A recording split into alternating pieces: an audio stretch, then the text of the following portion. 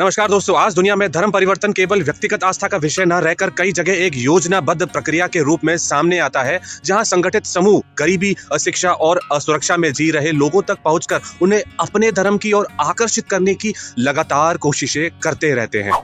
अंतरराष्ट्रीय ईसाई संस्थाएं पृथ्वी के मानचित्र पर 10 से 40 डिग्री उत्तरी अक्षांश के बीच फैले जिस बड़े भूभाग को विशेष रूप से चिन्हित करते हैं, उसे 10-40 विंडो कहा जाता है। यह क्षेत्र अफ्रीका, पश्चिम एशिया और दक्षिणी एशिया के अनेक देशों समेत वहां के करोड़ों गरीब और कम पढ़े लिखे लोगों को एक ऐसे लक्ष्य क्षेत्र के रूप में दिखाता है जहां ईसाई धर्म के प्रचार और धर्मांतरण के लिए सबसे अधिक संस्थान और प्रयास लगाए जाते हैं। जबकि इसी क्षेत्र के कई देशों में इस्लाम पहले से ही प्रमुख धर्म के रूप में उपस्थित है।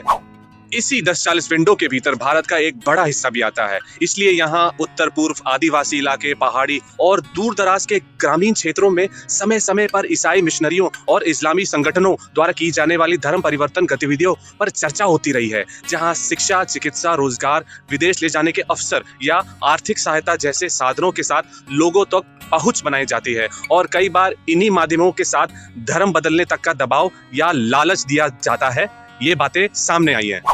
भारत का संविधान प्रत्येक नागरिक को अपने धर्म का पालन और परिवर्तन करने की स्वतंत्रता देता है, परंतु बल, प्रलोभन और छल से कराए गए धर्म परिवर्तन को अनेक राज्यों के विशेष कानून स्पष्ट रूप से अपराध की श्रेणी में रखते हैं। इसीलिए आवश्यक है समाज के कमजोर तबके तक शिक्षा, रोजगार और सुरक्षा के सच्चे अवसर पहुंचे, ताकि कोई भी व्यक्ति केवल मजबूरी, डर या लालच के कारण अपना धर्म या पंथ ना बदले और हर नागरिक अपने निर्णय, अपनी आस्था और अपनी पहचान के साथ सम्मान पूर्वक जीवन जी सके।